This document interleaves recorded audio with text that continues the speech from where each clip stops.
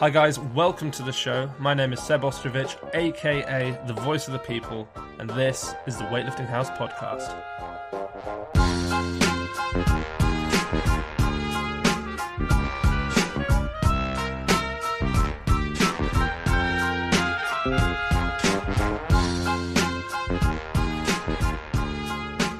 Welcome back to the Sinclair countdown. What is this? Episode 6 now? I think it's episode 6. I probably should have checked that before I clicked record. But anyway, welcome back to episode 6 of the Sinclair countdown.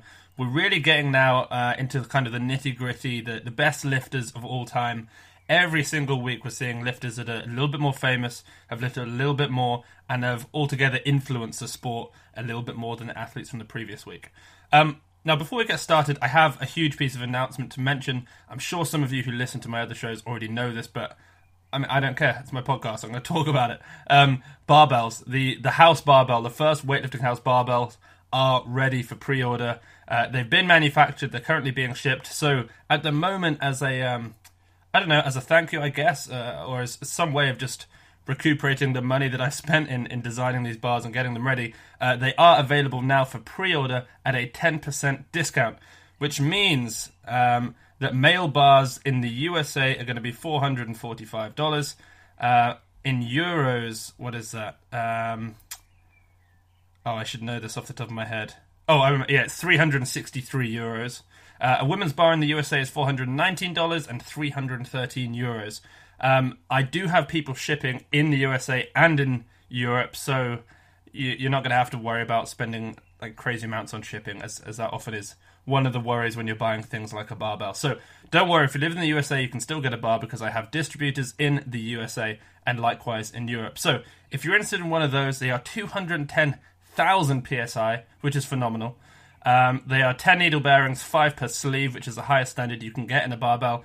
IWF nail marks, a ghost center nail for the male bars, obviously not for the female bars. Chrome finish. They are heavenly. Honestly, they're heavenly barbells. So if you're interested, head over to weightliftinghouse.com and you can purchase those. If not, then just mention it to gym owners, people who you know are in the market for a barbell, and help me out. I guess that'd be really cool of you. Anyway, let's get on to some more things. I found out, I've had a few people message me saying, Seb, your virus discount code doesn't work out. And I was confused, so I messaged them. It turns out it's only for Virus Europe, which I didn't realise. So what they were saying was, because Virus now has a store in Europe, they're trying to start over with new sponsors, or people who they sponsor. And I am one of those people. So I now hold one of the only discount codes for Virus in Europe. So it kind of sucks because it means that, the majority of people who listen to this are from the USA. So it sucks because, they're not going to be able to use my discount and they're not going to be able to support the show. But it does mean that I hold, some level of power, I guess, over Europe when it comes to virus sales. So anyway, if you are in Europe, please use the discount code Weightlifting House, all one word, all lowercase, and that'll get you 10% off. So on with the show. Now, this week, I only managed to get through 3 athletes. And the reason is, and I'm sure you've noticed this because of the title of the podcast, we have Pyrros Dimas on this week's episode, who is just a true legend. I'm sure you've all heard him being described as one of the most decorated Olympians or weightlifters of all time, and he certainly is that. So I ended up doing a whole lot of research for him. Literally hours reading, watching, and writing just on Dimas alone. So I've ended up cutting it down to 3 athletes because he takes up a significant chunk of the show. He is the 3rd athlete I'm going to mention this week. We went through athletes 48, 47, and 46 this week. The first 2 lesser-known athletes, I'll talk about them. We'll go over them like we do the normal athletes, but then I'll spend 60, 70% of the whole show just talking about Dimas and his incredible life. All right. Let's kick things off with Kim Un-guk from the People's Republic of Korea, the 62-kilo lifter at number 48. Kim has spent his entire career as a 62-kilo lifter. From his first competition in 2009 up until now, a 62-kilo lifter through and through, and one of the greatest to ever do it. Kim has competed at 1 Olympics in 2012, and he missed 2016 due to him currently serving a ban for testing positive. In fact, one of 4 athletes in that weight class at that competition did so. He was one of 4 athletes in that weight class at the competition in 2015 to end up getting popped for taking drugs. Before being popped, he had placed second at that competition, one of his 3 times to place second at a World Championships. At 2 other World Championships, Kim has placed first. At his first major competition, the 2010 Worlds in Turkey, at 22 years of age, Kim burst onto the scene. He didn't set any world records at this competition, but he did outlift everyone in the snatch, and most importantly, in the total. With a 147 kilo snatch, just 6 kilos off the world record at the time, and a 173 kilo clean and jerk, Kim totaled 320 kilos, good enough to become the world champion. In second place is his rival from China, Zhang Ji. Just 1 year later, Kim returned to the World Championships in Paris, the same World Championships where Klokov and Akayev had their phenomenal showdown. If you haven't seen that, watch it on YouTube, it's amazing. 2011 Worlds in Paris, Klokov, Akayev, 2 Russians. They had beef, so it's kind of more interesting when you know that they kind of didn't get on that well. Watch it, please. Please watch it. Anyway, that year, Kim's rival from the prior year, Zhang Ji, had returned, and he was hungry for the title.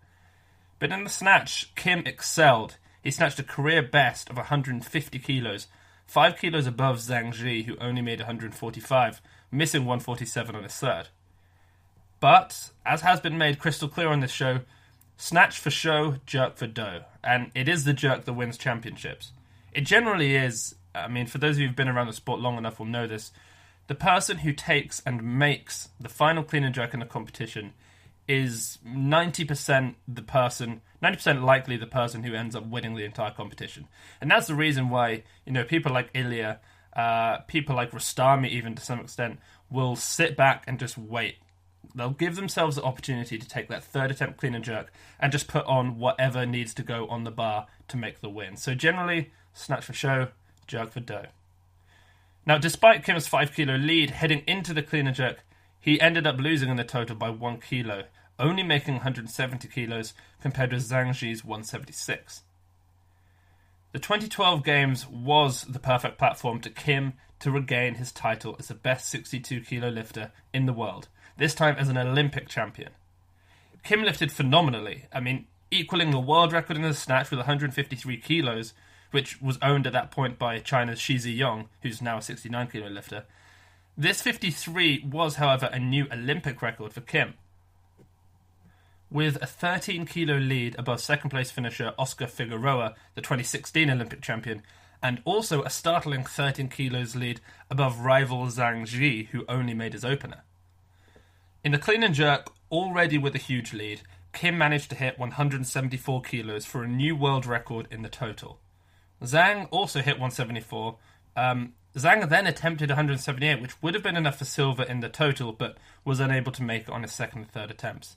And so Zhang came fourth, and Kim Un-guk was victorious. But this was not Kim Un-guk's best performance ever. After several more years of World Championships, including a win in 2014, Kim competed at the Asian Games. This is where we really saw Kim shine, as he demolished the field. Kim went 6 for 6, snatching 147, 152, and then 154 on his third attempt to set a new world record.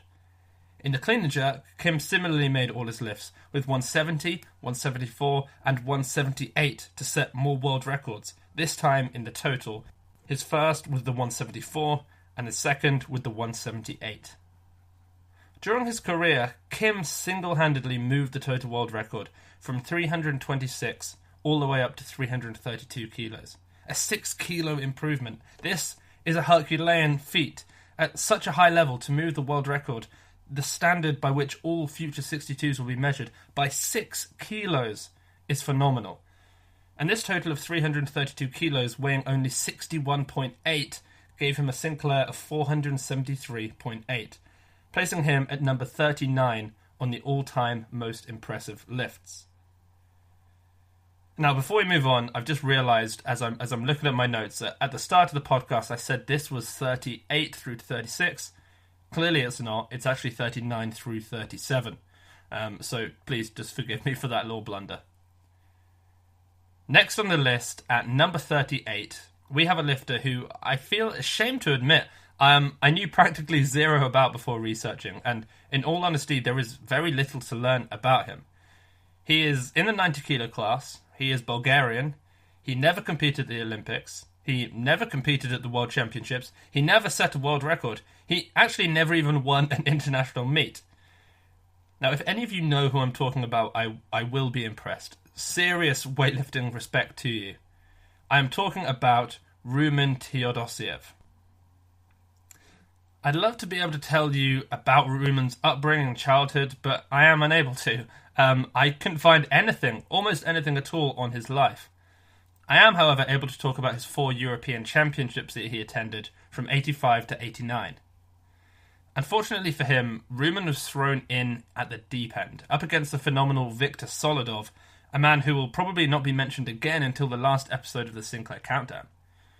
Anyway, at this meet, Rumen managed to total 400 kilos, a really great total as a 90 kilo lifter.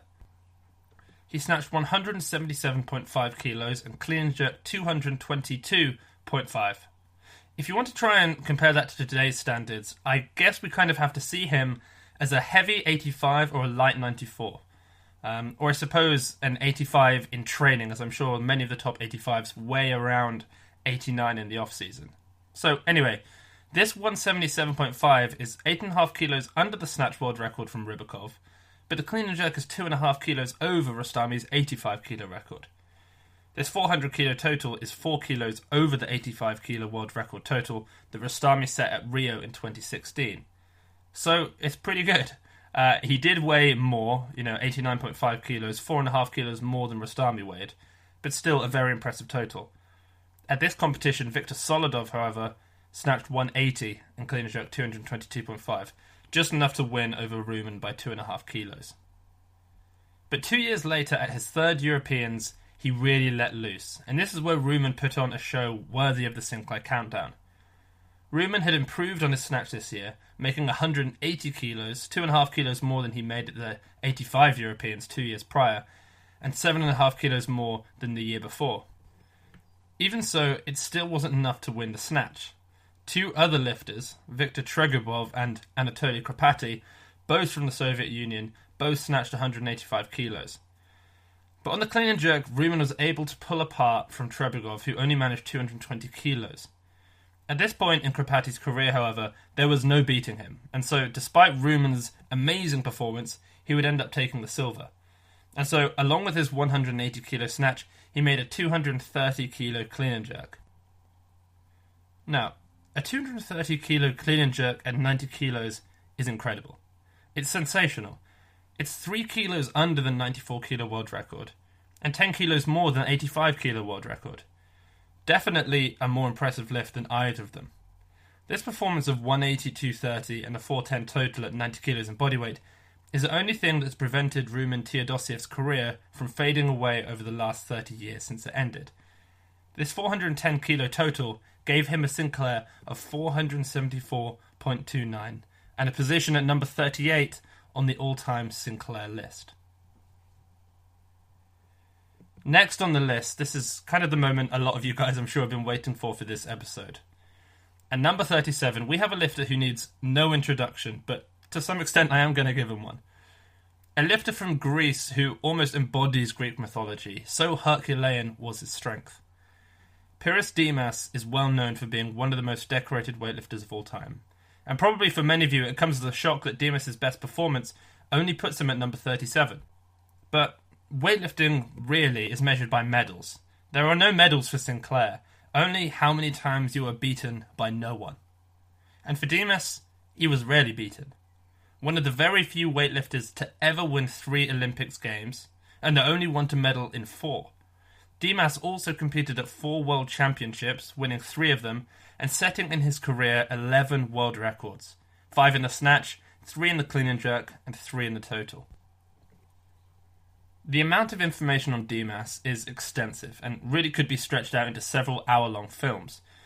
In fact, if there are those of you who want to learn more about Dimas, there is a truly phenomenal series on YouTube created by David Boffer and co. David Boffer is one of the guys who hosts The Two Doctors, which was a great podcast that, I don't think they still do it anymore, but a really terrific weightlifting podcast that they used to be a few years ago. If you haven't seen that series, it is phenomenal. It's critical that you go and watch this. It is one of the greatest pieces you'll ever find about weightlifting, and it goes into detail over a 5-part series about the life of Pyrros Dimas. So, let's first discuss the childhood of Dimas. Often a great place to go to try and appreciate the context of his life and perhaps gain some level of appreciation for where his drive and motivation came. Pyrros was brought up not in Greece, but in South Albania, at the time under the rule of the Soviet Union. It was a tough regime. Information in that country was controlled. The media was controlled. Anything that entered or exited the country was manipulated to some extent. It was controlled. And as it turned out, weightlifting for Dimas would be a way for him and his family to escape the harsh regime. At the young age of 7, on a hot day in April, Pyrros was walking home from school when he spied an apple tree. Hungry, he climbed the tree to steal some, and just at that moment, a man who Dimas assumed was the owner of the tree called after him. And as you can imagine, just like any young kid would do, Dimas, grabbed the apples and ran, trying to escape from the man. But with the help of a bike, the man caught up with Dimas pretty quickly and explained that he wasn't the owner. He simply wanted to know if Dimas wanted to try weightlifting. And Dimas couldn't understand why, and so he asked, and the man said that he had noticed how strong Dimas's legs were as he tried to climb the tree. And so, with a fortunate stroke of serendipity, Dimas accepted the offer and began weightlifting. At the young age of 7, and his first time in the gym, Dimas squatted 55 kilos, a weight that amazed the rest of the gym. And Dimas loved it, and he very quickly began turning up an hour early and staying an hour late to watch the older kids every single day for practice. And so it was that for the first 10 years of his career, Dimas trained every day, becoming stronger and more obsessed with the sport. But when he turned 14, again, just by happenstance, Dimas moved school and began training twice a day, in the morning and the evening, either side of school. Dimas describes this first 10-year stretch of training as being very Chinese and Russian in nature. It was all about building a base. He said that he would perform lots and lots of reps and sets with up to 80%, almost never going above that. There are actually videos on YouTube of him at the age of 7 or 8 doing squats, jump squats, stair sprints. In essence, as many repetitions of general strength movements as possible. Without this, he admits, he would never have been ready for the training to come. And so what did come? Well, before he started competing internationally, when he was around 17 years old, he won senior nationals and began taking things much more seriously. According to Dimas, he was heavily motivated by Yuri Vardanian, a lifter from the Soviet Union who, to put it into some level of perspective, had, at that point he was competing, the highest Sinclair of all time. In fact, only one other has ever beaten Yuri Vardanian by Sinclair. Dimas recalled that it was from watching Yuri compete that he realised that if he put in the work, he could become the best in the world also. And so there and then he changed. He started eating well, he stopped seeing his friends, he just went all in weightlifting. Now, before we move on to his competitive career, or even just how his training had changed, it is worth mentioning that by this point, right up until 1991, just 1 year before his first Olympic Games, Dimas was still an Albanian citizen. For political reasons, no one from the People's Republic of Romania was allowed to leave the country, and that included Dimas. But in 1991, I don't quite know how, he managed to cross the border and eventually gain Greek citizenship just in time for the Olympics. His love for Greece shone through as he yelled on his final attempt clean and jerk at the Olympics, Gia ten Helada, which translates as, for Greece. Now, let's not get too far ahead of ourselves. It was in 1991, a year prior to the Barcelona Olympics, that Dimas met Iacovu and began training under him along with teammates Leonidas Valerius and Kaki Kakishvili. Iacovu, his coach, introduced Dimas to the Bulgarian system, a system made famous by the late Ivan Abajev, a system I'm sure you do not need a reminder about. In essence, heavy singles multiple times a day. And that's what they did. Fortunately for us, Dimas has explained about how they trained, so I'm gonna explain that to you guys. So, they would do 3 sessions every single day. The first session, straight after breakfast at 8 a.m, would start out with back squats, then snatch, clean and jerk, and finish out with front squats. At 1 p.m, they would eat lunch and rest. At 4 p.m, they would go back to the gym for their second session, which would consist of snatches, clean and jerks, and then even more squats. After that, they would eat dinner at 7:30 before heading back to the gym at 8 p.m, where they would either snatch or clean and jerk, and then, once again, back squat. Every single day, 3 training sessions a day, 4 times squatting every single day, every day for many, many years. The only variation that they really had was that every other day they would do 85%. So Monday was 100%, Tuesday 85%, Wednesday 100%, Thursday 85%, and so on and so forth. So brutal was this training that Dimas argued with his coach Yakovu to grant him a year with a few more accessories in it to help him adapt to the system. All in all, it took Dimas 4 years, from 1991 to 1995, to fully adapt and acclimate to the brutal Bulgarian system, a system he eventually appreciated as being central to his success as an athlete. During these training sessions, the atmosphere was intense. The training hall was quiet, calm, and rarely did anyone talk. During these training sessions, Dimas hit his biggest ever lifts: a 190 kilo snatch, a 220 kilo clean and jerk, and for me this is one that blows me away almost the most, a 290 kilo front squat, and a 325 kilo back squat. Now, before I move on, I wanna tell a story. Apparently, so this is one of the things that you'll learn if you watch the documentary that I've told you to watch about Dimas. When Dimas snatched 190 kilos, he did it weighing 92 kilos, which is so much heavier than he ever was in competition. When he started out competing, he was an 82.5 kilo athlete and eventually an 85, so to weigh at 92 was a little bit too much. And as it turned out, every single day he would come in and Yakovu would weigh him. And every day he was going up and up and up in weight, and Yakovu didn't know why, and he kept asking Dimas, why do you keep gaining weight? Why are you going up in weight constantly? And Dimas said he didn't know. He said he's doing exactly what he's been told. He was eating the same thing every single day. And so Yakovu said to him, okay, tell me, because he was 92 kilos at this point. Yakovu said to him, tell me what you're eating. So he did, and he said, and he told him about his day, and when he sits down, when he stands, when he eats, what he eats. And then he said, and after my final practice, I go home, I sit on the sofa, I grab a watermelon, and I eat the watermelon. And so as it turned out, Dimas had no idea that there was sugar in watermelon. He thought it was just almost entirely water, and that you could just eat a watermelon and not experience any consequences. And so Yakovu had to explain, no, Dimas, there's a lot of calories in an entire watermelon. You can't do this every day. This is why you're gaining so much weight. So I find that a really funny story. I love those kind of little anecdotes about famous athletes and their lives. And so, in 1992, Dimas headed to his first of 4 Olympic Games as an 82.5 kilo lifter.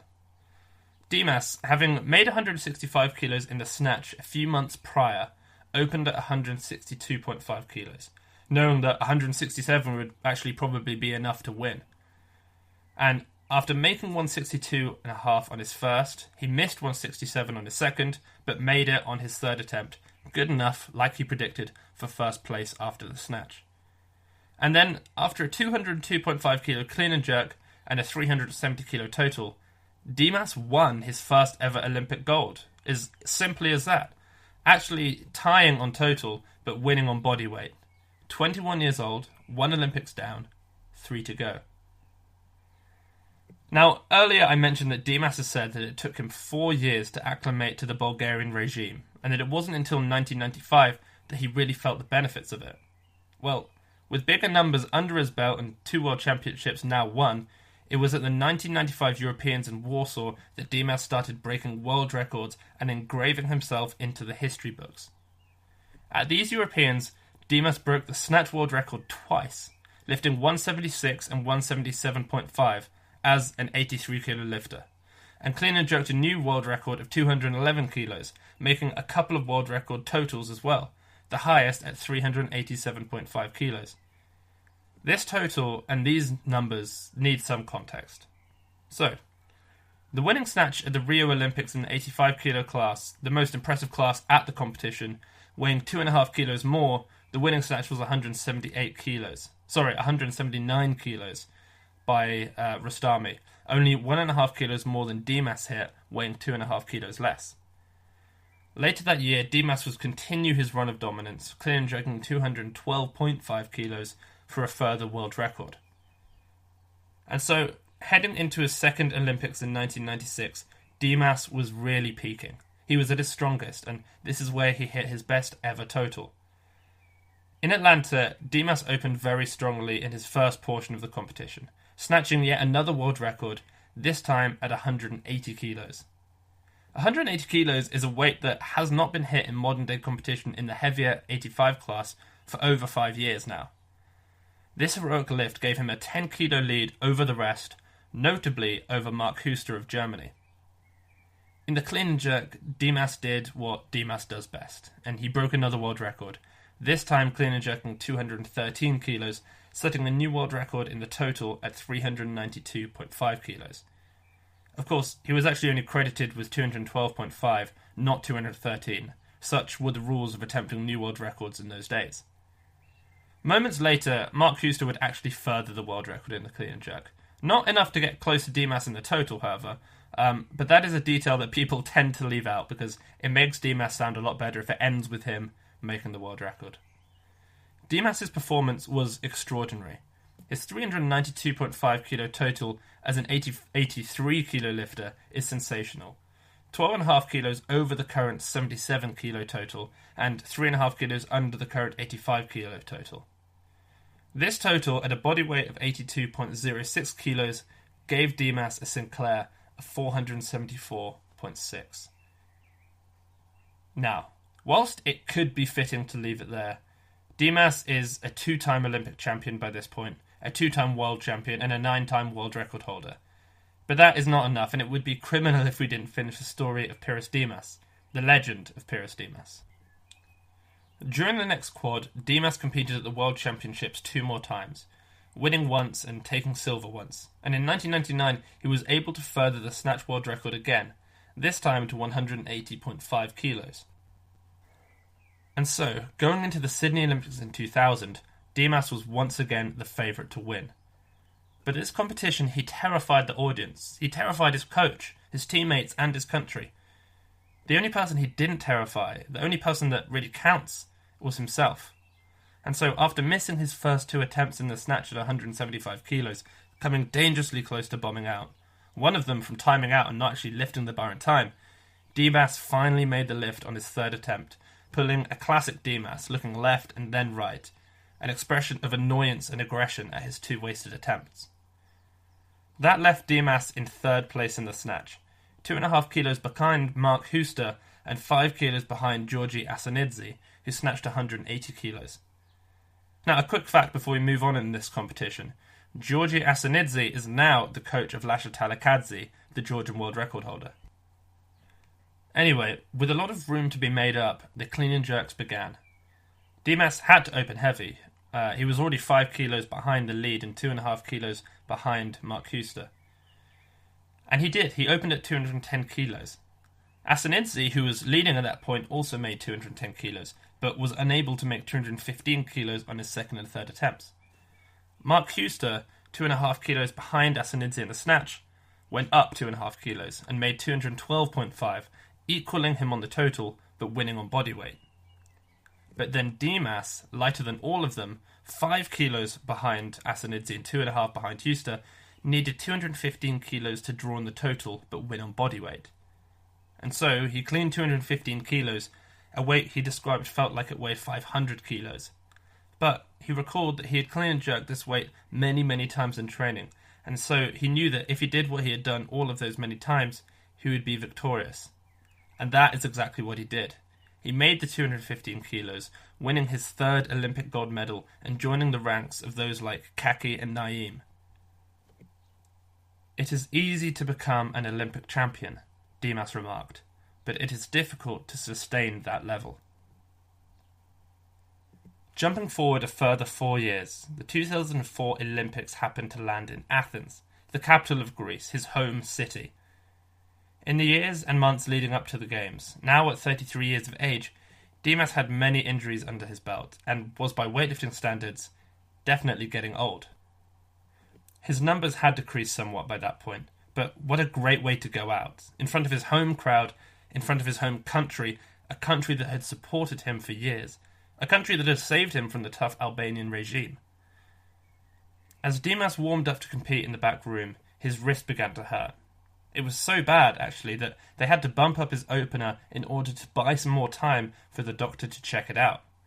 And so instead of walking out at 167 kilos, he had to walk out at 170 kilos. If you've not seen the video of Pyrros at the 2004 Athens Olympics, you ought to. It is one of the most inspiring and moving things you will ever see. The love that the crowd shows for Pyrros, their hero, is overwhelming. Pyrros made his opener, and although thinking that 172 kilos was the next weight to attempt, he decided that there was no difference between 172 and 175 kilos, at least not for him. On his third and final attempt, he made it, 175 kilos. This put him in third place, 2.5 kilos behind Asanidze once again, and 5 kilos behind the emerging superstar Andrei Rybakov. In the clean and jerk, Dimas made 202.5 kilos. Rybakov had only made 200 kilos, and Asanidze had only made 205 kilos. And so, with one remaining attempt, the final attempt, Pyrros attempted 207.5 kilos, an attempt that would give him the win. An attempt that would make him the only weightlifter ever to win 4 Olympic gold medals. An attempt that would make him, by some standards, the greatest of all time.